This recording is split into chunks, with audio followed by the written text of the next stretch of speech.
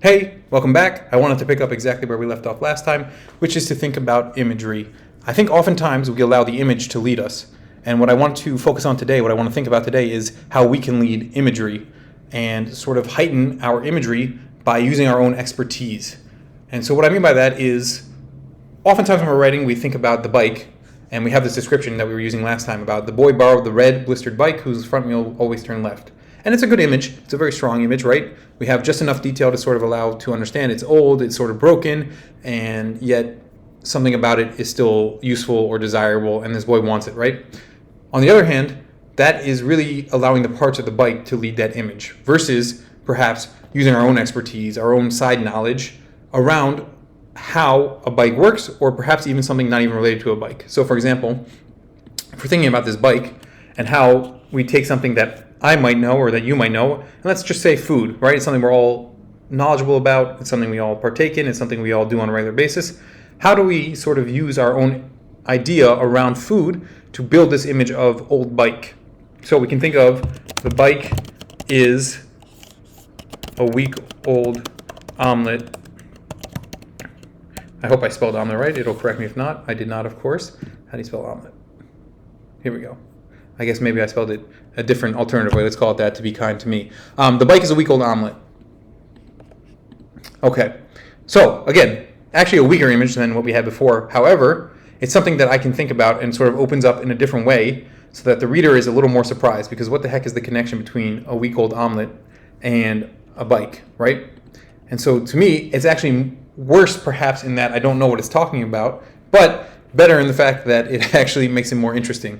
And then we can tweak this and keep working with that image in order to sort of see how this takes our language and our imagery in a new direction, a different direction. So if we were saying the bike is a week-old omelet, what does that mean to us, right? We can define the week-old omelet a little bit better. Rubbery and stale. And again, you might not like this image, and perhaps it's not that strong. I don't know. Maybe food doesn't work here. But what I really think is that it sort of trains your brain to see things in a new way and allows for the metaphorical usage of language to really change the experience for the reader and change the experience for the writer, right? In some ways, I'm surprised here, one way or the other, regardless of if it's perhaps a good image. I'm actually more interested in this use of language because it becomes more of a puzzle to me. The boy borrowed the red blistered bike whose front wheel always turned left. It's interesting, but it's sort of one-dimensional. Whereas the bike is a week-old omelet, rubbery and stale. Yeah, maybe it makes no sense. Maybe we don't like it. Maybe we're going to keep tweaking it. Maybe we find, more of a music. We could try something like, let's move this up a little bit. The bike rumbled down the street in 3/4 cadence. Okay, so now we have a musical reference, and perhaps we should sort of allow for color change so that we can sort of see the three different images at once. Let me try. Let's do orange. All of a sudden now, we have three different images with the same item, and we get different feelings from each one. So the boy borrowed the red blistered bike whose front wheel always turned left versus the bike is a week-old omelet, rubbery and stale versus the bike rumbled down the street in 3/4 cadence. Again, putting them all together is too much. As I'm reading it right across, it's too many images all at once. They're across multiple different senses in multiple different fields. But you might see that as we move through, whether it's the technical aspects of a bike, the image leading us versus us leading the image in the next two, where it's food or music that might be our specialty or might be our way of thinking of things, of best sort of digesting the world, the feeling around that image changes heavily.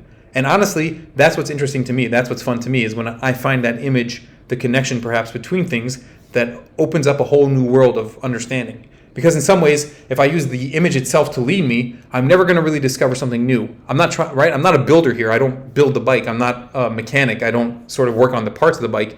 I'm working on the way we experience the bike, on the senses around the bike, on the nostalgia that we create through this image, how we have experienced bikes in our whole life, the emotional resonance of the bike.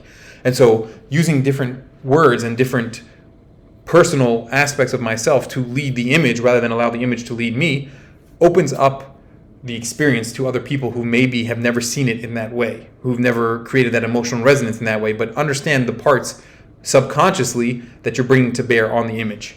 And so things to use for when we're writing something, even if it feels sort of cliched or not new when we're attacking an image is to bring ourselves to the image and lead the image through our own metrics, our own way of digesting the world. And so the prompt this week would be to take an image you find cliched, but to take a personal aspect of yourself, something that you find yourself expert in, and run that image through that point of view. And I'd love to see those either below or sent to the journal as submissions, and hopefully it'll lead to us writing some more together. And again, if you like what you see, please feel free to like, share, and subscribe. You can also support us on Patreon or PayPal, and join our website, join our mailing list, listen to our podcast. There's plenty of ways to support the JLJ, and hopefully we see you again next time. Thanks. Bye.